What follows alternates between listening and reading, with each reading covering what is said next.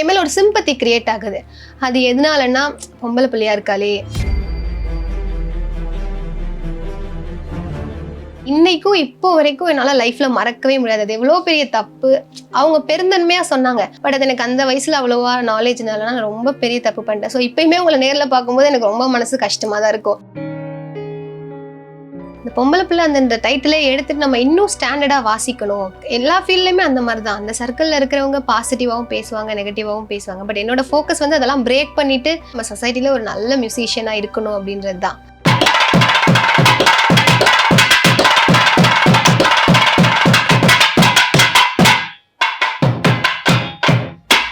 பெண்கள் இந்த துறையில் வரணும்னா கண்டிப்பாக அவங்களுக்கு வந்து பேரண்ட்ஸ் சப்போர்ட் வந்து ஃபுல்ஃபில்டாக இருக்கணும். ஸோ எனக்கு வந்து by God's grace parents support நிறையவே இருக்குது.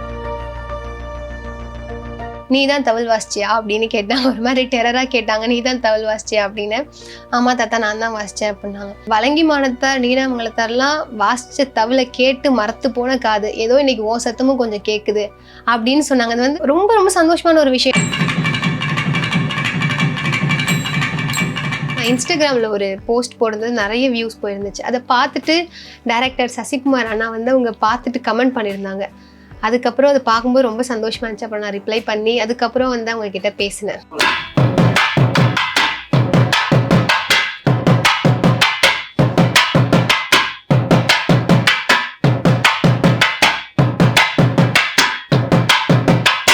ரொம்ப ரொம்ப கஷ்டமா இருந்த ஒரு மொமெண்ட்னா என்னவா இருக்கும் இந்த கச்சேரிஸ்லாம் நடக்கும்போது? எனக்கு ரொம்ப ட்ரிகர் ஆகுற ஒரு விஷயம் அப்படின்னா, நான் சின்ன வயசுலேருந்தே வந்து எனக்கு வந்து பை காட்ஸ் கிரேஸ் வந்து நிறைய சீனியர் ஆர்டிஸ்ட் கூட வாசிக்கிறதுக்கு நிறைய வாய்ப்பு கிடைச்சிருக்கு. ஸோ அந்த மாதிரி இருக்கும்போது ஒரு சீனியர் ஆர்டிஸ்ட் கூட வாசிக்கிறேன் அப்படின்னா அவங்க வந்து என்னோட லெவல் என்ன, எனக்கு என்ன வரும், என்னால் என்ன வாசிக்க முடியுமோ அதை அவங்க அனலைஸ் பண்ணி அதுக்கேற்ற மாதிரி தான் அவங்க வாசிப்பாங்க. அதை தான் நான் வாசிக்கிறேன். அவங்க அளவுக்கு அவங்க வந்து வாசிச்சாங்கன்னா ஒரு ஆவர்த்தனை கூட என்னால் வாசிக்க முடியாது. அது எனக்கு தெரியும். இப்போ நான் அப்படி வாசிச்சுட்டு இருக்கும்போது இப்போ வந்து பப்ளிக் இருக்காங்க, ஆடியன்ஸ் இருக்காங்கன்னா கொஞ்ச நேரம் நீங்கள்லாம் நிறுத்துங்க, அந்த பாப்பா மட்டும் தனியாக வாசிக்கட்டும் அப்படின்னு சொன்னாங்க. ரொம்ப ரொம்ப ரொம்ப கஷ்டமான விஷயம். ஏன்னா அவங்க நினைச்சாங்கன்னா ஒரு ஆவர்த்தனை கூட என்னால் திரும்ப வாசிக்க முடியாது. அவங்க வாசிக்கிற அளவில் வாசிச்சாங்கன்னா என்னால் ஒரு ஆவர்த்தனை கூட வாசிக்க முடியாது, எனக்கு தெரியும். பட் இந்த மாதிரி வந்து ஆடியன்ஸ் சொல்லும் போது எனக்கு ரொம்ப கஷ்டமா இருந்திருக்கு. இந்த மாதிரி ஒரு இன்சிடென்ட்டே வந்து எனக்கு நடந்திருக்கு. இப்போ ரீசெண்டாக ஒரு 4 இயர்ஸ்க்கு முன்னாடி தான். இப்பயுமே அப்படிதான் சொல்றாங்க. பட் ஒரு 4 இயர்ஸ்க்கு முன்னாடி என்னாச்சு, ஒரு கான்சர்ட் வாசிக்கும் போது நான் பேர் சொல்ல விரும்பல, அவங்க வந்து இந்த மாதிரி ஆடியன்ஸ் கேட்கவும் சரி பரவாயில்லமா நான் நீ ஒரு ஆவர்த்தனை தனியா வாசி, நீ மட்டும் வாசியா அப்படின்னு சொன்னாங்க. நானும் அப்புறம் பக்கவாத்தியம் மிருதங்கம் மோர்சிங் நாங்க மட்டும் வாசிச்சோம். அந்த சீனியர் ஆர்டிஸ்ட் வாசிக்கவே இல்லை. நானும் வந்து அப்ப எனக்கு அவ்வளவா அந்த நாலேஜ்லாம் இல்லைன்றனால நானும் அப்படியே வந்து ஏதோ சொல்றேன். அவங்களோட பெருந்தன்மை அவங்க வாசிக்க சொன்னாங்க. நானும் எனக்கு அவ்வளவா நாலேஜ் இல்லாம நான் மட்டும் தனியா ஒரு ஆவர்த்தனம் வாசிச்சேன். தனியாக வருத்தணும். அது இன்னைக்கும் இப்போ வரைக்கும் என்னால் லைஃப்ல மறக்கவே முடியாது. அது எவ்வளோ பெரிய தப்பு. அவங்க பெருந்தன்மையா சொன்னாங்க. பட் அது எனக்கு அந்த வயசுல அவ்வளவா நாலேஜ்னால நான் ரொம்ப பெரிய தப்பு பண்ணிட்டேன். ஸோ இப்பயுமே உங்களை நேரில் பார்க்கும்போது எனக்கு ரொம்ப மனசு கஷ்டமா தான் இருக்கும். பட் அவங்க அதை எப்படி எடுத்துக்கிட்டாங்கன்னு தெரியல. பட் எனக்கு இப்பயுமே அது ரொம்ப ரொம்ப ரொம்ப கஷ்டமா தான் இருக்கும். ஓகே, ஸோ எதனால இவங்க வந்து அந்த மாதிரி லைக் ஆடியன்ஸுக்கும் அது வந்து எனக்கு புரியுது நீங்க என்ன கேட்குறீங்கன்னு. இப்போ நான் சின்ன குழந்தைய வாசிக்கிறனால இவங்கெல்லாம் எல்லாம் வாசிச்சுட்டாங்க, ஏதோ புதுசா வாசிக்கிறா, ஸோ இவன் நல்லா எக்ஸைட்மெண்ட்ல நீ மட்டும் தனியா வாசிமான்னு நேராவே வந்து சொல்லிடுறாங்க. ஸோ அது கஷ்டமா இருக்கும் நிறைய. ஓகே, ஹாப்பியான ஒரு மொமெண்ட்னா எதுவா இருக்கும்? லைக் மறக்க முடியாத ஒரு ஸ்டேஜ் இருக்கும் இல்லையா, அங்க கண் கலங்கி நின்று ஒரு மொமெண்ட் ஹாப்பி மூமெண்ட்ஸ் வந்து நிறைய இருக்கு. அதே மாதிரி ஹாப்பி மூமெண்ட்ஸ்லாம் நிறைய இருக்கு. இப்போ வந்து நான் ஒரு 7 இயர்ஸா மேலமகானம் கோவிலூர்ல ஆடிக்கழிவு நடக்கும். அது வந்து ஒரு 7 இயர்ஸா வாசிச்சுட்டு இருக்கேன். நான் போன வருஷம் வாசிச்சு முடிச்சுட்டு ஸ்டேஜ் விட்டு இறங்கும்போது ஒரு தாத்தா வந்தாங்க. ரொம்ப வயசான தாத்தா, கண்ணு தெரியாம ரொம்ப தடுமாறி வந்து என்கிட்ட பேசுறதுக்கு வந்தாங்க. நீ தான் தவில் வாசிச்சியா அப்படின்னு கேட்டாங்க. ஒரு மாதிரி டெரரா கேட்டாங்க, நீ தான் தவில் வாசிச்சியா அப்படின்னு. ஆமா தாத்தா நான் தான் வாசிச்சேன் அப்படின்னாங்க. வலங்கி மானத்தார் நீடாமங்கலத்தார்லாம் வாசிச்ச தவிலை கேட்டு மறத்து போன காது ஏதோ இன்னைக்கு ஓ சத்தமும் கொஞ்சம் கேட்குது அப்படின்னு சொன்னாங்க. அது வந்து சுத்தமா அதனால ரொம்ப ரொம்ப சந்தோஷமான ஒரு விஷயம். ஏன்னா என்னால் அதுக்கு நான் பொருத்தமானவளான்னு கூட எனக்கு தெரியல. பட் அவங்க சொல்லும் போது ரொம்ப சந்தோஷமா இருந்துச்சு. இன்னும் சக்ஸஸ்ஃபுல்லாக போகணும், இன்னும் மோட்டிவேஷனலாக இருந்துச்சு அவங்க சொன்னதெல்லாம். அதுக்கப்புறம்னா வந்து நான் தஞ்சாவூரில் சதய விழாவில் வாசிச்சப்போ ஒரு ரொம்ப வயசானவங்க வந்து என்கிட்ட பேசிட்டு இருந்தாங்க. ரொம்ப நல்லா வாசிச்சோமா அப்படின்னு சொல்லிட்டு பேசிட்டு, அதுக்கப்புறமா வந்து என்கிட்ட உனக்கு கொடுக்குற அளவுக்குலாம் என்கிட்ட எதுவுமே இல்லைம்மா, என்கிட்ட எதுவுமே இல்லை அப்படின்னு சொல்லிட்டு உங்க கழுத்துல ஒரே ஒரு இந்த மணி ஏதோ ஒன்று ரெட் கலர்ல போட்டிருந்தாங்க. அந்த மணியை எடுத்து அப்படியே என் கழுத்துல போட்டு விட்டாங்க. அது ரொம்ப சந்தோஷமான விஷயம். அதெல்லாம் இப்பயும் வச்சிருக்கேன். அந்த மாதிரி நிறைய விஷயங்கள் இருக்கு. இந்த ஃபீல்டுல வந்து ஹாப்பி மூமெண்ட்ஸ் இருக்கிற மாதிரி நிறைய கஷ்டமான, அதாவது கஷ்டமானதுன்னு தாண்டி ரொம்ப ஒரு மாதிரி சில விஷயங்கள் அந்த மாதிரிலாம் இருக்கு. அது வந்து என்னன்னா, இப்போ நான் ஒரு சீனியர் ஆர்டிஸ்ட் கிட்ட போறேன், ஆர்டிஸ்ட் கிட்ட போயிட்டு ஏதாவது கத்துக்கணும் அப்படின்ட்டு போறேன் அப்படின்னாலும் அவங்களுக்கு என் மேல ஒரு சிம்பத்தி கிரியேட் ஆகுது. அது எதனாலன்னா, பொம்பளை பிள்ளையா இருக்காளே, அதுக்கு என்னோட பிசிக் கூட ஒரு ரீசன் தான். நான் ரொம்ப ஒல்லியா இருக்கிறனால ரொம்ப சின்ன பிள்ளையா இருக்காளே, இவளுக்கு போய் என்ன சொல்லி கொடுத்து எப்படி வாசிப்பா பாவம் அப்படின்னு சொல்லிட்டு ரொம்ப ஈஸியா அவங்களோட சொல்லி கொடுக்குற முறையை ரொம்ப ஸ்மூத்தா ரொம்ப ஈஸியா ஏதாவது சொல்லி அது ரொம்ப கஷ்டமா இருக்கும். ஏன்னா வந்து சரி அப்படி இருக்கும்போது அந்த மாதிரி சிம்பத்தி என் மேல கிரியேட் ஆகுது. ஸோ சரின்னு சொல்லி நான் வந்து நம்ம என்ன பண்ணலாம், ரொம்ப சீனியர் ஆர்டிஸ்டாக இருக்கிறவங்களோட கோர்வைகள் அந்த மாதிரி விஷயங்கள்லாம் நம்மளே வந்து வர பண்ணி வாசிக்கலாம் அப்படின்னு முடிவு பண்ணி தான் ஃபஸ்ட்டு நான் வந்து டிஏகே தாத்தாவோட கோர்வை வாசித்து ஃபேஸ்புக்கில் போட்டிருந்தேன். அது நல்லா வியூஸ் போயிருந்துச்சு. அதுக்கப்புறமா வந்து தஞ்சாவூர் தாத்தா அவங்க வாசித்த ஒரு கோர்வை வந்து யூடியூப்பில் இருந்துச்சு. ஸோ நான் அது இருந்ததை பார்த்துட்டு நான் வந்து அதை வர பண்ணி ஜனவரி 1 வந்து ராகவேந்திரர் கோயிலில் வாசிச்சிருந்தேன். அது வந்து ரொம்ப நல்ல வியூஸ் போயிருந்துச்சு. ரொம்ப நல்ல வியூஸ் போயிருந்ததுக்கு அப்புறமா நான் அதை பர்டிகுலராக மென்ஷன் பண்ணி தாத்தா வாசிச்சதை நான் வந்து பாடம் பண்ணி வாசிச்சிருக்கேன் அப்படின்னு போட்டதும் ஒரு 10 நாளுக்கு அப்புறம் தாத்தா கால் பண்ணி ரொம்ப நல்லா வாசிச்சிருக்கமா அப்படின்னு சொன்னாங்க. ரொம்ப சந்தோஷமா இருந்துச்சு. நான் அப்படி ஒரு சீனியர் ஆர்டிஸ்ட் வந்து கால் பண்ணி சொல்றாங்கும் போது ரொம்ப சந்தோஷமா இருந்துச்சு. ஓகே, இப்போ நீங்க சொல்லும்போது இந்த ஒரு இண்டஸ்ட்ரிக்குள்ளேயே லைக் உங்களோட ஒரு இதுக்குள்ளேயே உங்களை ஸ்டாப் பண்றதுக்கு ஒரு பீப்புள்ஸ் இருக்காங்களா? லைக் அதாவது பொண்ணா இருக்கிறதுனால இவங்க எங்க வந்துட போறாங்க அந்த மாதிரி ஒரு இது சொசைட்டி கிட்ட இருந்து கேட்கல, லைக் உங்களோட இண்டஸ்ட்ரிக்குள்ள இருந்து எப்பயாச்சும் ஃபீல் பண்ணிருக்கீங்களா? இந்த தமிழ் ஃபீல்டுன்னு இல்லை, எல்லா ஃபீல்ட்லையுமே வந்து அந்த ஃபீல்டு உள்ள இருக்கிறவங்க வந்து பாசிட்டிவாகவும் பேசுவாங்க, நெகட்டிவாகவும் பேசுவாங்க. அந்த மாதிரி நிறைய பேர் வந்து இந்த ஃபீல்டில் இருக்கிறவங்களே பேசி நான் கேட்டிருக்கேன். பொம்பளை பிள்ளையா இருந்து தமிழ் வாசிக்கிறனால ஃப்ரேம்ல வரா, இல்லைன்னா எங்க அதெல்லாம் வாய்ப்பே இல்லை அப்படின்னு சொல்லி கேட்டிருக்கேன். ஸோ அப்பதான் வந்து இன்னும் தோணுச்சு, இந்த பொம்பளை பிள்ளை அந்த டைட்டிலே எடுத்துட்டு நம்ம இன்னும் ஸ்டாண்டர்டா வாசிக்கணும். ஸோ அதுதான் இப்போ இந்த எல்லா ஃபீல்ட்லையுமே அந்த மாதிரி தான். அந்த சர்க்கிளில் இருக்கிறவங்க பாசிட்டிவாகவும் பேசுவாங்க, நெகட்டிவாகவும் பேசுவாங்க. பட் என்னோட ஃபோக்கஸ் வந்து அதெல்லாம் பிரேக் பண்ணிட்டு சொசைட்டி அதெல்லாம் எல்லாத்தையும் பிரேக் பண்ணிட்டு நம்ம சொசைட்டில ஒரு நல்ல மியூசிஷியனாக இருக்கணும் அப்படின்றது தான். இந்த ஸ்டேஜ்ல தான் எனக்கு போயிட்டு வாசிக்கணும், அது எனக்கு ஒரு ட்ரீமாவே இருக்குன்னா அது என்ன மேடையா இருக்கும்? எந்த ஸ்டேஜில் அப்படின்ட்டு இல்லை, எனக்கு வந்து நிறைய சீனியர் ஆர்டிஸ்ட் கூட வாசிக்கணும்னு ஆசை. லைக் வலையப்பட்டி தாத்தா, ஏகேபி தாத்தா, அந்த மாதிரி நிறைய சீனியர் ஆர்டிஸ்ட் கூடலாம் வாசிக்கணும் அப்படின்னு ஆசை. அப்புறம் வந்து பாரதிய வித்யா பவனில் ஒரு கான்சர்ட் வாசிச்சப்போ விக்கு விநாயகரம் தாத்தா வந்து வந்திருந்தாங்க. நான் வாசிச்சு ஃபுல் கான்சர்ட் அவங்க கேட்டுட்டு அதுக்கப்புறம் வாசிச்சு முடிச்சதுக்கப்புறமா ரொம்ப நல்லா வாசிக்கிற, கை ரொம்ப நல்லா இருக்கு, இன்னும் நிறைய நீ வாசிக்கணும் அப்படின்னு சொன்னாங்க. எனக்கு வந்து விக்கு விநாயகரம் தாத்தா கூட வாசிக்கணும்னு ரொம்ப ஆசை. எப்பயாச்சும் அவங்களை மீட் பண்ணி இதெல்லாம் சொல்லியிருக்கீங்களா சார்? அவங்க கூட வாசிக்கணும் தாத்தான்லாம் சொல்லியிருக்கீங்களா? அப்படின்னு சொன்னதில்ல. நான் எல்லா ஊரும் ஹரித்வார் மங்கலம்ல வாசிப்பேன். ஸோ அங்கே தாத்தாவோட ஊரும் அதுதானே. ஸோ நான் வாசிச்சுட்டு போயிட்டு அவங்கள்ட்ட பார்த்துட்டு பேசிட்டு ஆசீர்வாதம் வாங்கிட்டு தான் வருவேன். இந்த மாதிரி சீனியரான பீப்புள் கிட்ட நீங்க போய் பேசும்போது அவங்க என்ன மாதிரி உங்ககிட்ட பேசுவாங்க, என்ன விஷயம் சொல்லுவாங்க? இந்த ஃபீல்டில் இருக்கோம் அப்படின்னா அந்த ஒரு எல்லாருக்கும் வந்து அந்த ரெஸ்பெக்ட் கொடுக்கணும். சீனியர்ஸ்க்காக இருக்கட்டும், எல்டர்ஸ்க்காக இருக்கட்டும், அந்த ரெஸ்பெக்ட் அப்படின்றது கண்டிப்பாக கொடுக்கணும். ஸோ அதுதான் திரும்ப சொல்றது, அதுதான் ரெஸ்பெக்ட் வந்து எல்லாருக்கும் கொடுக்கணும். இப்ப இவ்வளோ பேர் கூட வாசிக்கணும் இந்த மாதிரி ஆசை இருக்குன்னா நீங்க சொன்னீங்க இல்லையா, அதே மாதிரி ஒரு பெரிய ஒரு விஷயம் அச்சீவ் பண்ணதுதான் இப்ப திருவையாறுல நீங்க போய் வாசிச்சது நம்ம எல்லாருமே பார்த்த ஒரு விஷயம் தான். ஸோ அவ்வளோ பேருக்கு நடுவுல, அதுவும் அவ்வளோ சீனியர் பேருக்கு நடுவுல நம்ம உட்காந்து வாசிக்கணும், அது வந்து சின்ன ஏஜ்லங்கிறது கண்டிப்பா சின்ன விஷயம் கிடையாது. அவ்வளோ பெரிய ஹைட்ஸ் நம்ம ரீச் பண்ணிருக்கோங்கிறது. அந்த ஒரு சிச்சுவேஷன்ல என்ன நடந்துச்சு, எப்படி அந்த ஒரு ஆப்பர்ச்சுனிட்டி கிடைச்சது சொல்ல முடியுமா? அந்த சிச்சுவேஷன் வந்து நான் லாஸ்ட் இயரே அங்க வாசிக்கணும் அப்படின்னு ஆசைப்பட்டேன். பட் அந்த டேட் அன்னைக்கு எனக்கு வேற ஒரு கான்சர்ட் இருந்துச்சு. ஸோ வாசிக்க முடியல. பை காட்ஸ் கிரேஸ் இந்த இயர் வந்து எனக்கு எல்லாமே அமைஞ்சது. ஸோ நான் அதுக்கு நாள் தான் வந்து அங்கே ஸ்டேஜ் ப்ரோக்ராமில் வாசித்தேன். ஸோ நெக்ஸ்ட் டே வந்து திருவையாறுல ஆராதனையில் வாசித்தேன். அது ரொம்ப சந்தோஷமாக இருந்துச்சு. அது வந்து ஹைலைட்டாக தெரிஞ்சிச்சு. ஏன்னா நிறைய ஆண்கள் தவள் வாசிக்கும் போது அங்கே நான் வாசித்தது நிறைய பேர் வந்து பார்த்துட்டு கால் பண்ணி அப்ரிஷியேட் பண்ணாங்க. ஸோ ரொம்ப மறக்க முடியாத ஒரு சிச்சுவேஷன். என்ன மாதிரி கமெண்ட்ஸ்லாம் வந்துச்சு வாசிச்சதுக்கு அப்புறம்? எவ்வளோ பேர் பார்க்குற ஒரு இது அது. ஸோ என்ன மாதிரி கமெண்ட்ஸ் வந்துச்சு? வாசிச்சதுக்கு அப்புறமா வந்து நிறைய பேர் கால் பண்ணி ரொம்ப நல்லா இருந்துச்சுமா, நடுவில் வந்து நீ உட்காந்து வாசிச்சது எங்களுக்கு ரொம்ப சந்தோஷம் அப்படின்னு சொல்லி நிறைய பேர் கால் பண்ணி அப்ரிஷியேட் பண்ணாங்க. அப்புறம் வாசிச்சு முடிச்சது அங்கேயே நிறைய பேர் வந்து சொன்னாங்க. இப்போ யூஎஸ் போய் வாசிச்சுட்டு வந்திருக்கீங்க. யூஎஸ் போறோம், அதுவும் நம்மளோட ஒரு ஆர்ட்னால நம்ம போறோங்கிறது, நம்ம டூர் போறது டிஃப்ரெண்ட். ஆனா நம்ம ரெப்ரசென்ட் பண்ணி நம்ம நாட்டுல இருந்து நம்ம ஆர்ட்டுக்காக நம்ம போறோங்கிறது சின்ன விஷயம் கிடையாதுல்ல. யூஎஸ்ல வந்து வேர்ல்டு தமிழ் கான்ஃபரன்ஸ், உலக தமிழ் மாநாடுல வாசிச்சேன். அது ரொம்ப ரொம்ப ரொம்ப ஹாப்பியான ஒரு விஷயம். நிறைய தமிழ் அறிஞர்கள் வந்து நம்ம கண்ட்ரியை ரெப்ரசென்ட் பண்ணி அங்க பேசினாங்க. ஸோ அங்க வந்து நம்மளோட ட்ரெடிஷ்னல் மியூசிக் இன்ஸ்ட்ருமெண்ட் தவில் அங்க வாசிச்சது ரொம்ப ரொம்ப சந்தோஷமான ஒரு விஷயம். ஏன்னா வந்து ஒரு ட்ரீம் இருக்கும் இல்லையா? ஸோ அந்த மாதிரி எனக்கு நிறைய கண்ட்ரியில வாசிக்கணும் அப்படின்னு ஆசை. ஸோ ரொம்ப நேரமா சும்மாவே இருக்கு தவில். தஞ்சாவூர் தாத்தாவோட ஒரு இது வாசிச்சு நீங்க ரீல்ஸாவே போட்டிருந்தீங்க. ஸோ எங்களுக்காக அந்த இது வாசிச்சு காட்ட முடியுமா?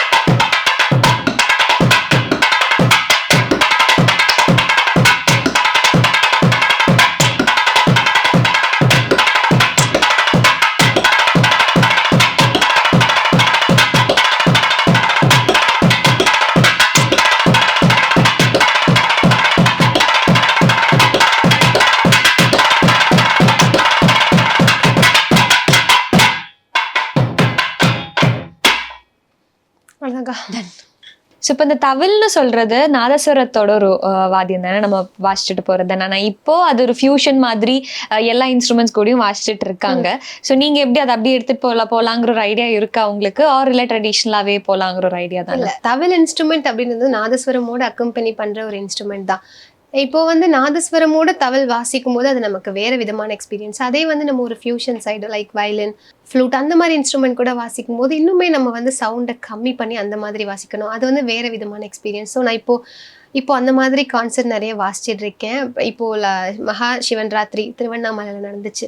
அப்போ வந்து மாலா சந்திரசேகர், கலைமாமணி மாலா சந்திரசேகர் ஆண்டி கூட வாசிக்கிறதுக்கு ஒரு ஆப்பர்ச்சுனிட்டி கிடைச்சிச்சு. அது வந்து ரொம்ப பிளெஸ்டான ஒரு மூமெண்ட். ஏன்னா வாசிக்கிறதுக்கு ஸ்டார்ட் பண்ணுறதுக்கு முன்னாடி ஆண்டி சொன்னாங்க, மைக்கில் சொன்னாங்க, அமிர்தவர்ஷினி வளர்ந்து வந்துட்டு இருக்க குழந்தை, அவளுக்காக மட்டும்தான் இந்த கச்சேரி ஒத்துக்கிட்டு நான் வந்திருக்கேன் அப்படின்னு அவங்க சொன்னாங்க. ரொம்ப பிளெஸ்டான மூமெண்ட். அவங்கள பார்த்து நான் நிறைய அட்மையர் பண்ணியிருக்கேன். இவ்வளோ விஷயங்கள் இப்போ இந்த சின்ன வயசுல, இப்போ 18 வயசு தான் ஆகுது, இவ்வளோ விஷயங்கள் நீங்க எக்ஸ்பீரியன்ஸ் பண்ணியிருக்கீங்க, இவ்வளோ அச்சீவ்மெண்ட்ஸ் கிடைச்சிருக்கு, இவ்வளோ நிறைய ஸ்டேஜ்ல வாசிக்க முடியுது. பேரண்ட்ஸோட சப்போர்ட் கண்டிப்பா, அது இல்லைன்னா உங்களுக்கு இவ்வளோ தூரம் கண்டிப்பா வந்திருக்க முடியாது. நிறைய நீங்க அப்ஸ் அண்ட் டவுன்ஸ் ஃபேஸ் பண்ணியிருப்பீங்க. ஸோ நெக்ஸ்ட் வரப்போற ஜென்ரேஷனுக்கு, பெண்களுக்கு இந்த ஒரு துறைக்குள்ள வரணும்னா நீங்க என்ன மாதிரி விஷயங்கள் நீங்க சொல்லி கொடுப்பீங்க? பெண்கள் இந்த துறையில வரணும்னா கண்டிப்பா அவங்களுக்கு வந்து பேரண்ட்ஸ் சப்போர்ட் வந்து ஃபுல்ஃபில்டா இருக்கணும். ஸோ எனக்கு வந்து by God's grace parents support நிறையவே இருக்கு. ஸோ அதனால தான் இப்போ நான் ஒரு கான்சர்ட் போறேன்னா எனக்காக எனக்காக அவங்க வந்து அவங்களோட ஒர்க் எல்லாத்தையும் விட்டுட்டு எனக்காக வரணும். ஸோ அந்த மாதிரி பேரண்ட்ஸ் சப்போர்ட்டோட இந்த ஃபீல்டில் போனால் கண்டிப்பாக சக்ஸஸ்ஃபுல்லாக வரலாம். இந்த ஃபீல்டு அப்படின்றது வந்து ரொம்ப கஷ்டமான ஒரு ஃபீல்டு. ஹார்ட் ஒர்க் பண்ணணும், ஃபிசிக்கலாக ஹார்ட் ஒர்க் பண்ணணும். ஸோ அந்த மாதிரி இருக்கக்கூடிய ஒரு இன்ஸ்ட்ருமெண்ட் அப்படிங்கும்போது இன்னுமே வந்து ரொம்ப போல்டாக ரொம்ப தைரியமாக இந்த இன்ஸ்ட்ருமெண்ட் கற்றுக்கணும், இன்னும் நிறைய ஹார்ட் ஒர்க் பண்ணணும் இந்த இன்ஸ்ட்ருமெண்ட்ஸ். அதுதான். அதே மாதிரி இப்போ சினிமா துறையில இருக்கிறவங்க கூட உங்களை வந்து நிறைய அப்ரிஷியேட் பண்ண மூமெண்ட்ஸ்லாம் நான் பார்த்துருக்கேன். ஸோ அதில் உங்களுக்கு இன்ட்ரெஸ்டிங்காக ரொம்ப சந்தோஷமா இருந்த ஒரு மூமெண்ட் என்னவா இருக்கும்? யார் வந்து பேசினதா இருக்கும்? இப்போ ரீசெண்டாக வந்து சுரேஷ் கோபி அங்கிள் மலையாளம் ஆக்டர், அவங்க வந்து அப்ரிஷியேட் பண்ணியிருந்தாங்க. பாரத் கலாச்சாரில் பால கலாபாரதி அவார்டு வாங்கியிருந்தப்போ அவங்க வந்து நிறைய விஷயங்கள் சொல்லி அப்ரிஷியேட் பண்ணாங்க. அதுக்கப்புறமா ஷோபனா ஆன்ட்டி கிளாசிக்கல் டான்சர், இந்த மாதிரி நிறைய மூமெண்ட்ஸ் இருக்குது. அப்புறம் இன்னொரு விஷயம் என்னென்னா, நான் இன்ஸ்டாகிராமில் ஒரு போஸ்ட் போடுறது நிறைய வியூஸ் போயிருந்துச்சு. அதை பார்த்துட்டு டைரக்டர் சசிகுமார் அண்ணா வந்து அவங்க பார்த்துட்டு கமெண்ட் பண்ணியிருந்தாங்க. அதுக்கப்புறம் அதை பார்க்கும்போது ரொம்ப சந்தோஷமா இருந்துச்சு. அப்புறம் நான் ரிப்ளை பண்ணி அதுக்கப்புறம் வந்து அவங்க கிட்ட பேசினேன். ஸோ இந்த மாதிரி உங்களுக்கு பிடிச்ச ஆக்டர்னா யாரா இருக்கும்? இல்லைன்னா தமிழ் மியூசிஷியன்ஸ்ல உங்களுக்கு பிடிச்ச ஒரு மியூசிஷியன், இல்லை இவர் முன்னாடி எனக்கு வாசிச்சு காமிக்கணும் அந்த மாதிரி ஒரு ஆசை மியூசிஷியன்ஸ்ல தமிழ் இண்டஸ்ட்ரிக்குள்ள இருக்கிற யாரா இருக்கும்? வலையப்பட்டி தாத்தா ரொம்ப பிடிக்கும், அவங்களுக்கு முன்னாடி வாசிக்கணும்னு ஆசை. கும்பமேளாக்கு போயிட்டு வந்திருக்கீங்க, அவ்வளோ பெரிய ஒரு க்ரௌட் இருக்கிற அவ்வளோ பெரிய ஒரு ஃபெஸ்டிவல் போயிட்டு வந்திருக்கீங்க, எப்படி இருந்துச்சு? மகா கும்பமேளால வாசிச்சது மறக்க முடியாத ஒரு அனுபவம். ஏன்னா மகா கும்பமேளாக்கு ஒருத்தவங்க போறதே வந்து ரொம்ப பெரிய பாக்கியமா பாக்குறாங்க. ஸோ அப்படி இருக்கும்போது அங்க வந்து 3 days வாசிக்கிறதுக்கு ஒரு ஆப்பர்ச்சுனிட்டி கிடைச்சது ரொம்ப ரொம்ப சந்தோஷமான விஷயம். அதுவும் வந்து மகா கும்பமேளா வந்து ட்ரெயின்ல போகும்போது பெரம்பூர்ல இருந்து ஜேர்னி ஸ்டார்ட் ஆச்சு. ஸோ வந்து பெரம்பூர்ல ஏறும்போதே வந்து நிறைய மல்டி டேலண்டட் ஆர்டிஸ்ட் நிறைய பேர், வில்லுப்பாட்டு, கொம்பு, பறை, சிலம்பம் சுத்துறவங்க எல்லாருமே நிறைய பேர் வந்து என்னை ரெக்கக்னைஸ் பண்ணி என்கிட்ட வந்து பேசி என்னை என்கரேஜ் பண்ணி நிறைய விஷயங்கள் சொன்னாங்க. ஆக்சுவலாக தவிலுக்கு வந்து ராஜமேளம்னு ஒரு பேர் இருக்கிறதே வந்து அவங்க எல்லாரும் சொல்லிதான் எனக்கு வந்து அந்த தப்பு வாசிக்கிற ஒரு தாத்தா தான் சொன்னாங்க. அந்த மாதிரி அவங்க எல்லாருமே ரொம்ப வந்து என்கரேஜ் பண்ணி ரொம்ப போட்டோலாம் எடுத்துட்டு ரொம்ப சந்தோஷமா இருந்துச்சு. நான் நினைச்சிட்டு இருந்தேன் நமக்கு வந்து கிளாசிக்கல் ஆர்ட் ஃபார்ம்ஸ்ல தான் நம்மளை ஃபாலோ பண்றாங்க, அவங்களுக்கு தான் வந்து நம்மளுக்கு தெரியும் போல அப்படின்னு நான் நினைச்சிட்டு இருந்தேன். அப்புறம் தான் வந்து இந்த ட்ரெயின்ல ஏறினதுமே வந்து அவ்வளோ பேர் ரெக்கக்னைஸ் பண்ணி பறை வாசிக்கிறவங்க, தப்பு, கொம்பு வாசிக்கிறவங்க எல்லாருமே வந்து அவ்வளோ என்கரேஜ் பண்ணி நிறைய பேர் பேசுனாங்க. இப்பயுமே அவங்க எல்லாருமே வந்து தொடர்பில் தான் இருக்காங்க, எல்லாருக்கிட்டையும் பேசுகிறேன். அதில் ஒரு அங்கிள் வந்து நாதஸ்வரம் வாசிக்கிற அங்கிள் இப்பயும் வந்து நிறைய பேசுவாங்க, ஃபோட்டோஸ்லாம் போடுவாங்க. அங்கே செல்ஃபிஸ் எடுத்ததெல்லாம் ரொம்பவே மறக்க முடியாத ஒரு சுச்சுவேஷன். ஏன்னா ஒரு மியூசிஷியன்ஸ் கூட ட்ராவல் பண்ணி 3 days ட்ராவல் பண்ணி போயிட்டு 3 days போயிட்டு வரும்போது அது ஒரு ஃபேமிலி மாதிரி ஆயிடுச்சு. திரும்ப வந்து எனக்கு கிளம்பும் போது எனக்கு மனசே வரல. ஒரு மாதிரி சென்னை வந்துட்டு வீட்டுக்கு வரும்போது ரொம்ப ஒரு மாதிரி கஷ்டமா இருந்துச்சு. ஒரு 3 days 6 days கிட்ட ஒன்னாவே டிராவல் பண்ணிட்டு அங்கேயும் ஒன்னாவே இருந்துட்டு அது ஒரு ஃபேமிலி மாதிரி இருந்துச்சு. மகா கும்பமேளால வாசிச்சது ரொம்ப பெரிய சந்தோஷம் எனக்கு. ஓகே, அப்போ இவ்வளோ பெரிய ஒரு ஃபெஸ்டிவல்ல நம்ம போய் வாசிக்க போறோம், ஒரு 3 days கண்டினியூஸா இருக்க போகும்போது ப்ராக்டிஸ் எவ்வளோ நாள் இருந்துச்சு, எவ்வளோ நாள் போச்சு? அது ப்ராக்டிஸ்க்கு டைம் இல்லை. பிகாஸ் வந்து கும்பமேளா வாசிக்கிறதுக்கு 2 days முன்னாடி தான் சொன்னாங்க இந்த மாதிரி வாசிக்கணுன்றதே. ஸோ அந்த ஷார்ட் கேப்ல வந்து எனக்கு அந்த டைம்ல செமஸ்டர் இருந்துச்சு. ஸோ அதனால ப்ராக்டிஸ் பண்ணதுக்கு எனக்கு டைம் இல்லை. ஓகே, இப்போ இந்த ப்ராக்டிஸ் பண்ணாம போறதுங்கிறது லைக் உங்களுக்கு அது ஈஸியா தான் இருக்கா? இல்லை, ஈஸி தான். இவ்வளவு பெரிய ஸ்டேஜ்ல பண்ண போறோம், அப்ப நம்ம ஒர்க் பண்ணணும், பேக்ல ஒர்க் பண்ணணும், லைக் மைன்யூட்டா நிறைய விஷயங்கள் இருக்கும் இல்லையா? அந்த மாதிரி எனக்கு இப்போ ஏதாவது ஒரு கான்செர்ட் வாசிக்கிறேன் அப்படின்னா நான் நிறைய ப்ராக்டிஸ் பண்ணேன். பட் சில டைம் வந்து ப்ராக்டிஸ் பண்றதுக்கு எனக்கு டைம் இருக்காது. அந்த மாதிரி இருக்கும்போது ஆன் தி ஸ்பாட்ல அப்படி வாசிச்சிருவேன். நிறைய அவார்ட்ஸ் வாங்கியிருக்கீங்க, அதுல 2-3 அவார்ட்ஸ் பத்தி நம்ம பேசிட்டோம். உங்களுக்கு ரொம்ப பர்சனல் ஃபேவரட்டான ஒரு அவார்ட்னா என்னவா இருக்கும்? நிறைய அவார்ட்ஸ் வந்து ஸ்பெஷலானது தான். பட் வந்து ஸ்பெசிஃபிக்காக சொல்லணும்னா கலை இளமணி அவார்டு வாங்கியிருக்கேன். அது ரொம்ப ஸ்பெஷலான ஒரு அவார்டு. அதையும் தாண்டி எனக்கு வந்து ஃபியூச்சரில் கலைமாமணி வாங்கணும் அப்படின்றது என்னோட பெரிய ட்ரீம். அதுக்கான ஹார்ட் ஒர்க் நான் பண்ணிக்கிட்டே இருப்பேன் கண்டிப்பாக. சூப்பர்மா, அழகான கான்வர்சேஷன். இவ்வளோ குட்டி வயசுல இவ்வளோ பெரிய விஷயங்கிறது கண்டிப்பாக சின்ன விஷயம் கிடையவே கிடையாது, ஈஸியாக வந்ததும் கிடையாது. அவ்வளோ ஸ்ட்ரகிள்ஸ் இருந்திருக்கும், அவ்வளோ ஹார்ட் ஒர்க். நீங்கள் சொன்ன மாதிரி 7 வயசுலங்கும் போது அவ்வளோ ஹார்ட் ஒர்க் இருந்திருக்கும். So all the best. ஃபியூச்சரில் இன்னும் இதை விட கிரேட் ஹைட்ஸில் போய் உங்களை அந்த மாதிரி பார்க்கணும்னு எல்லாரும் கண்டிப்பாக விரும்புவாங்க. So all the best for your future. Thank you so much. Thank you.